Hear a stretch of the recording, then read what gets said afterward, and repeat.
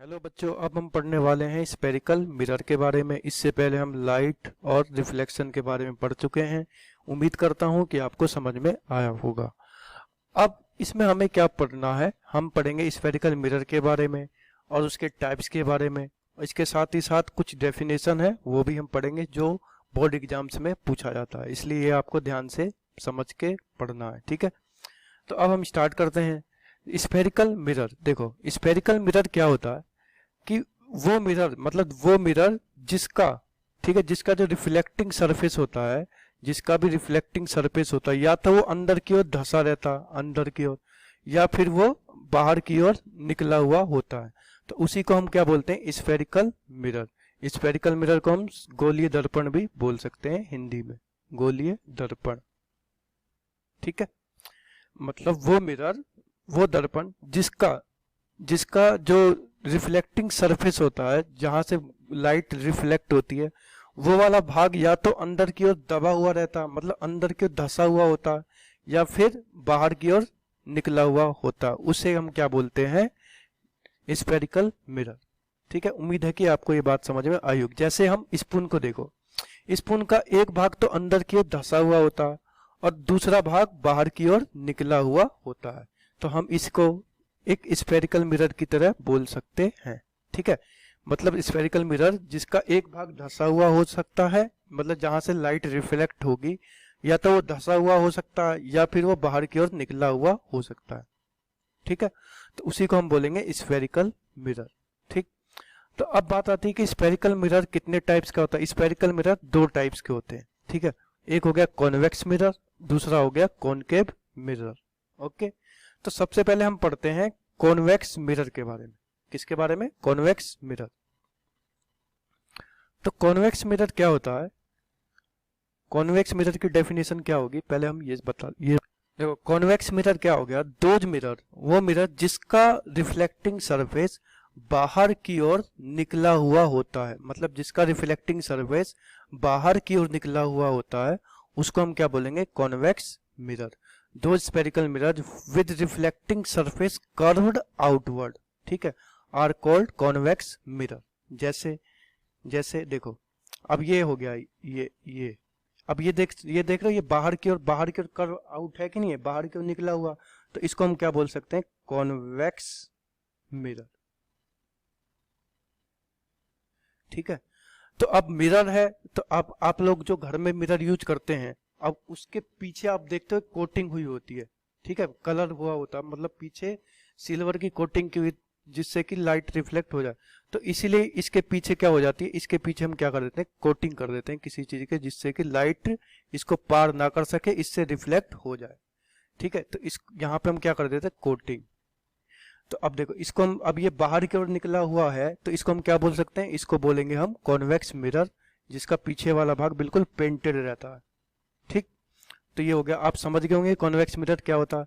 ठीक है, spherical mirror क्या होता है, जिसका जिसका जो रिफ्लेक्टिंग भाग होता है, जिसका रिफ्लेक्टिंग भाग या तो अंदर की ओर धंसा होता है या फिर बाहर की ओर निकला हुआ होता है, उसको हम बोलेंगे स्फेरिकल मिरर।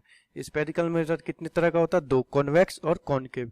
कॉन्वेक्स वो होता है जिसका जिसका रिफ्लेक्टिंग वाला भाग जो होता है, रिफ्लेक्टिंग सरफेस जो होता है, वो बाहर की ओर निकला हुआ होता है, उसको हम बोलेंगे कॉन्वेक्स मिरर। जैसे ये, ठीक है, इसका ये वाला भाग बाहर की ओर निकला हुआ, तो इसको हम बोल देंगे कॉन्वेक्स मिरर। ठीक है, आई होप आपको समझ में आया होगा। अब चलते हैं कॉनकेव मिरर।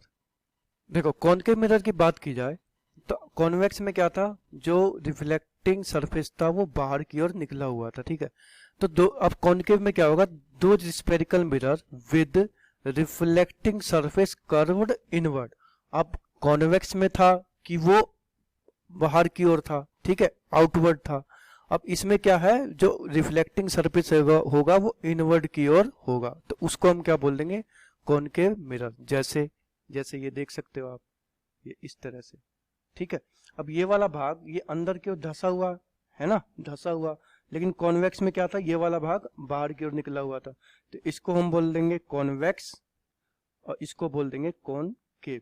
ठीक है, अब मिरर है, तो मिरर है तो उसके पीछे वाला भाग क्या होना चाहिए, ये इस तरह से कोटिंग होनी चाहिए, तो हम इसके पीछे एक कोटिंग कर देंगे, जिससे कि लाइट रिफ्लेक्ट, जिससे लाइट इसको पार ना कर सके और आसानी से रिफ्लेक्ट हो जाए। ठीक है, उम्मीद है कि आपको इतनी सी बात आप समझ में आ गई होगी। ठीक, एक बार आपके बुक में क्या डेफिनेशन दी हुई है ये भी पढ़ लेते हैं। Spherical mirror, the reflecting surface of A spherical mirror may be curved inward और आउटवर्ड। ठीक है, मतलब स्फेरिकल मिरर वो होता है जिसका रिफ्लेक्टिंग सरफेस या तो अंदर की ओर होगा इनवर्ड या फिर आउटवर्ड होगा। Spherical mirror whose reflecting surface is curve inward, जिसका भी रिफ्लेक्टिंग सरफेस इनवर्ड के अंदर की ओर होगा तो उसको हम क्या बोलेंगे, उसको हम बोलेंगे कॉनकेव मिरर, जैसा कि मैंने अभी आपको बताया था। ठीक, तो a spherical mirror whose reflecting surface is curved outward, जिसका रिफ्लेक्टिंग सरफेस बाहर की ओर निकला हुआ होगा उसको हम बोलेंगे कॉन्वेक्स मिरर। ठीक है, the systematic representation of these mirror is shown in the figure. जैसे अब यहाँ पे देखो, अब ये क्या है, अभी देखो अंदर की ओर धसा हुआ है, तो अंदर की ओर धसा हुआ तो यह हो गया कॉनकेव मिरर। तो इसके पीछे एक कोटिंग कर देते हैं जिससे कि लाइट इसको पार ना कर सके। अब ये बाहर की ओर निकला हुआ है तो इसको हम बोल देंगे कॉन्वेक्स मिरर। ठीक, you may know understand the surface of a spoon. आप स्पून का एक एग्जांपल ले सकते हैं जिसका curve inward can be approximated at concave mirror and surface of the spoon may be bulge outward can be approximated at convex mirror. ठीक है, आप उम्मीद है कि अब आपको समझ में आ गया हो। अब हम स्फेरिकल मिरर से रिलेटेड कुछ डेफिनेशन को पढ़ लेते हैं जो बोर्ड एग्जाम्स में डायरेक्टली पूछ लिया जाता है, या तो बोर्ड एग्जाम्स में इन सभी डेफिनेशन को एक साथ पूछ के 4 मार्क्स का पूछ लेते हैं, या फिर वो एक एक करके या एक एक मार्क्स का इनमें से कोई भी डेफिनेशन आपको पूछ सकते हैं। ठीक है, तो इसलिए हमें पढ़ना जरूरी है। ठीक है, तो अब हम स्टार्ट करते हैं। अभी तक हमने क्या पढ़ा, हमने पढ़ा कि मिरर कितने, स्फेरिकल मिरर कितने टाइप्स के होते हैं। स्फेरिकल मिरर 2 टाइप्स के होते हैं। ठीक है, तो या तो स्फेरिकल मिरर का जो सरफेस होगा या तो इनवर्ड होगा, जैसे एक यहाँ बना देता हूँ, ये बाहर की ओर निकला हुआ तो ये हो गया कॉन्वेक्स। ठीक है, और एक इस तरह का होता है, इसको बोल देंगे कॉनकेव। ओके, तो ये यहाँ पे पीछे से हम कोटिंग भी कर देते हैं। अब देखते हैं पहली डेफिनेशन क्या है। पहली डेफिनेशन क्या है, पोल। पूछ लेगा व्हाट इज पोल। ठीक है, तो पोल क्या होता है बच्चा, हम आराम आराम से और धीरे धीरे सभी बातों को समझते हुए चलते रहेंगे। ठीक है, आपको टेंशन लेने की जरूरत नहीं है। तो पहली डेफिनेशन क्या पढ़नी है हमें, पोल। हमें क्वेश्चन बोलेगा व्हाट इज पोल। ठीक है, तो अब समझो इस बात को, it is the centre of a reflecting surface, ठीक है, ऑफ ए कॉनकेव मिरर और convex mirror is called pole. ठीक है, जो भी हमने मिरर बनाया है ना, जो भी हमने मिरर बनाया है, जैसे ये मिरर हो गया कॉन्वेक्स मिरर और ये हो गया कॉनकेव, तो इसके जो मिड पॉइंट होगा ना, इसका मिड पॉइंट, जो भी मिरर है उसका मिड पॉइंट होगा तो उसको हम क्या बोल देंगे। अगर कॉन्वेक्स मिरर है तो इसका मिड पॉइंट क्या हो गया ये, तो इसको हम बोल देंगे पी, पोल। ठीक है, अब कॉनकेव मिरर है तो इसके मिड पॉइंट को हम क्या बोल देंगे, ये हो गया ये, इसको हम बोल देंगे पोल। ये जो the mid point or it is the centre of, इसको ये भी लिख सकते हैं, the mid point of a reflecting surface of a concave or convex mirror is called pole. ठीक है, यहाँ पे लिख सकते हैं, और centre, sorry mid point of the mid point or centre of reflecting surface of convex and concave mirror is called pole. ठीक है, उम्मीद है कि आपको अब बात समझ में आ गई होगी। और जो पोल होता है ना, pole lies on the surface of the mirror. जो पोल होता है वो हमेशा मिरर के सरफेस पे ही लाई करेगा। ठीक है, अब चलते हैं बच्चों नेक्स्ट डेफिनेशन पे। नेक्स्ट डेफिनेशन जो हमें पढ़नी है वो है कि what is centre of curvature. ठीक है, सेंटर ऑफ कर्वेचर। तो देखो, centre of curvature, the centre of sphere from which spherical mirror is taken out, that centre is called centre of curvature. अब ये क्या बोल रहा है पहले आप ये समझते हैं। ठीक है, तो यहाँ पे देखो ये कॉन्वेक्स मिरर है। ठीक है, क्योंकि ये बाहर के, अब हम एक बार बताओ, जब हम इसको आगे की ओर बढ़ाएंगे तो ये एक स्फीयर फॉर्म करेगा कि नहीं करेगा। ठीक है, जो ये अब ये जो हमारा जो ये था हमारा कॉन्वेक्स मिरर, तो ये किसी ना किसी स्फीयर का पार्ट है कि नहीं है, है ना, क्योंकि हमने जब इसको इधर से बढ़ाया, इसको इधर से बढ़ाया, तो इसने क्या बना दिया, स्फेयर।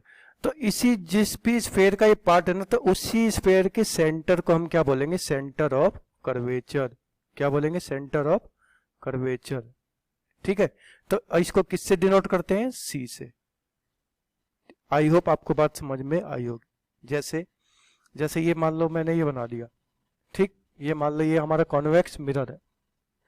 ठीक है, तो ये जो कॉन्वेक्स मिरर है किसी ना किसी स्फेयर को काट के ही तो बनाया गया होगा ना। मान लो इतने भाग को काटा, ये बन गया हमारा कॉन्वेक्स मिरर। तो इस स्फेयर के सेंटर को हम क्या बोलेंगे, सेंटर ऑफ कर्वेचर। ठीक है, जैसे अब कॉनकेव मिरर है, यहाँ पे कॉनकेव मिरर है, तो ये जो पार्ट है ये किसी ना किसी स्फेयर को काट के ही तो बनाया गया होगा ना। तो इसी को हम क्या बोलते, जैसे हम इसको हम आगे बढ़ाएंगे तो ये हमारा एक स्फेयर बन रहा, तो इस स्फेयर का कोई ना कोई सेंटर होगा, तो इसी सेंटर को हम क्या बोल देंगे, इसी सेंटर को हम बोल देंगे सेंटर ऑफ कर्वेचर। ठीक है, और सेंटर ऑफ कर्वेचर को किससे डिनोट करते हैं, सी से। एक बात और आपको यहाँ पे ध्यान क्या रखनी है, जो सेंटर ऑफ कर्वेचर होता है ना, कॉन्वेक्स मिरर में हमेशा कहाँ बनेगा, पीछे की ओर, पीछे की ओर। ठीक है, और कॉनकेव मिरर में हमेशा सेंटर ऑफ कर्वेचर कहाँ होगा, आगे की ओर। क्यों, क्योंकि अब देखो हमने इसको इधर से बढ़ाया, ये ऐसे ये पूरा हुआ सर्कल, तो सेंटर ऑफ जो ये सर्कल है, तो सेंटर ऑफ कर्वेचर इसका सेंटर अंदर की ओर ही तो लाई करेगा ना। तो इसी वजह से कॉन्वेक्स मिरर में सेंटर ऑफ कर्वेचर कहाँ होगा, हमेशा पीछे की ओर, और कॉनकेव में कहाँ होगा, आगे की ओर। ठीक है, आई होप आप इस बात को समझ पाए होंगे। इसी में अगर हम पोल की बात करें तो पोल कहाँ लाई करेगा, इसका पोल यहाँ पे लाई करेगा ये, और इसका पोल कॉनकेव मिरर का पोल कहाँ लाई करेगा, ये पी हो गया ये, और ये सी हो।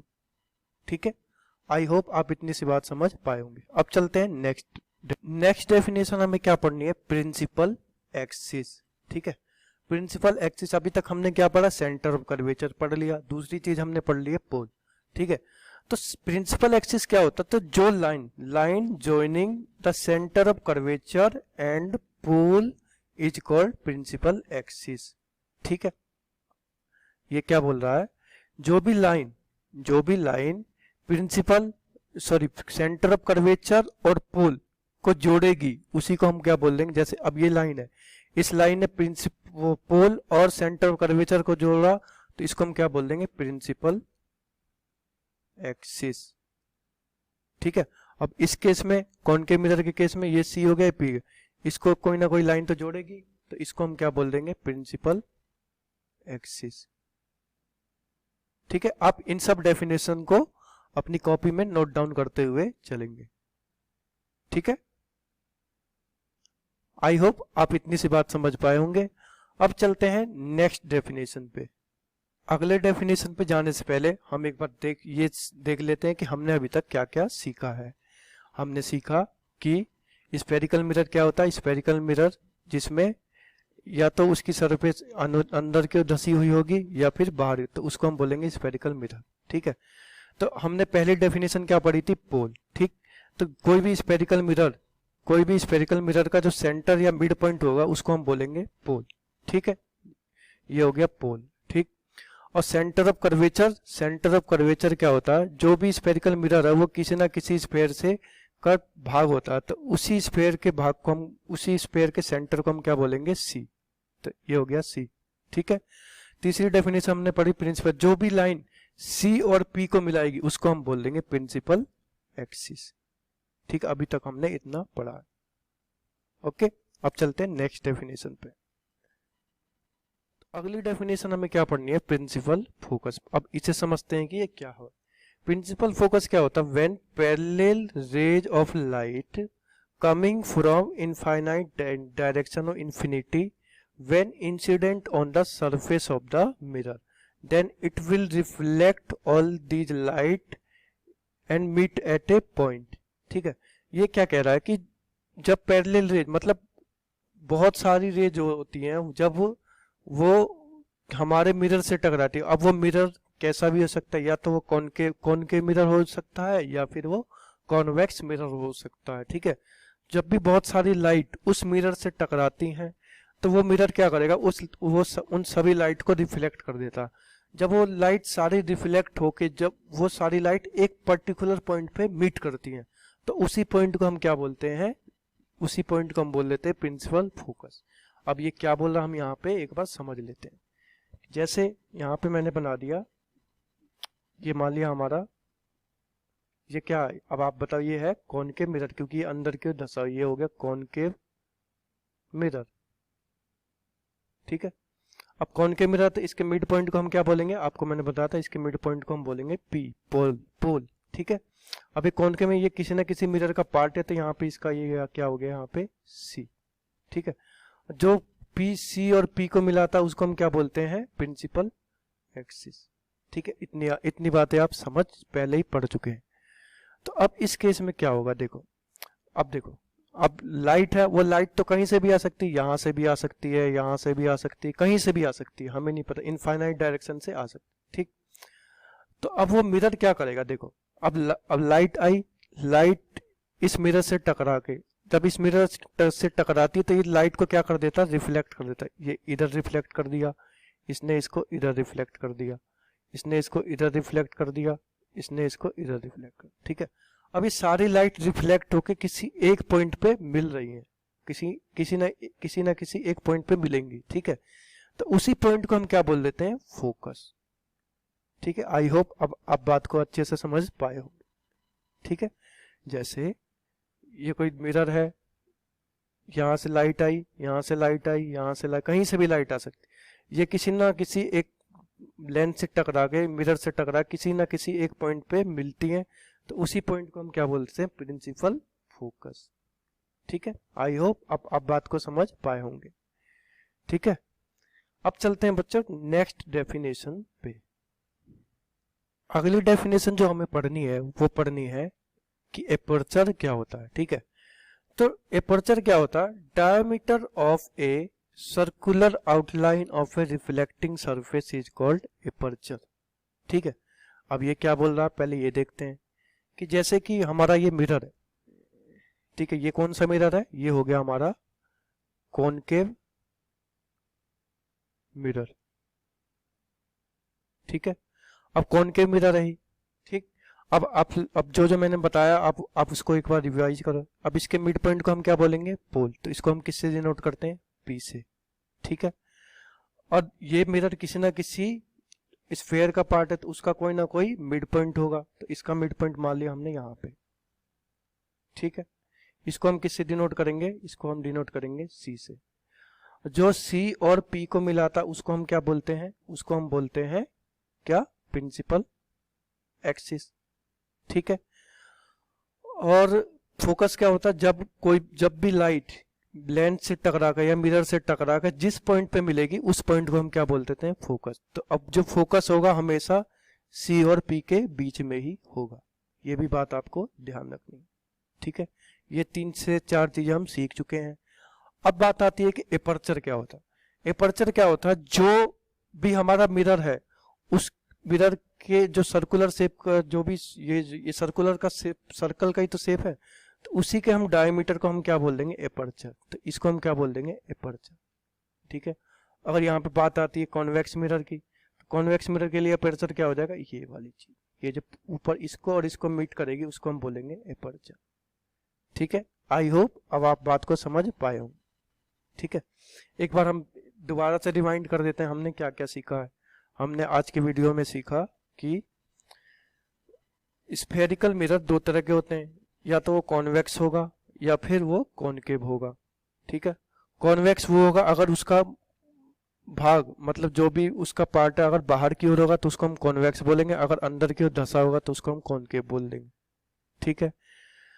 अब आते हैं डेफिनेशन। हमने डेफिनेशन में क्या क्या सीखा, हमने सीखा कि जो भी मिरर है उसके मिड पॉइंट को हम क्या बोलेंगे, पोल। जो भी मिरर है उसके मिड पॉइंट को हम क्या बोलेंगे, पोल, ठीक। अब वो जो मिरर है वो किसी ना किसी स्फेयर का पार्ट है, तो उसी स्फेयर के पार्ट को हम क्या बोलेंगे, सेंटर ऑफ कर्वेचर या सी, ठीक है। जो भी लाइन सेंटर ऑफ कर्वेचर और पी को मीट करती है उसको हम बोलते हैं प्रिंसिपल एक्सिस, ठीक है।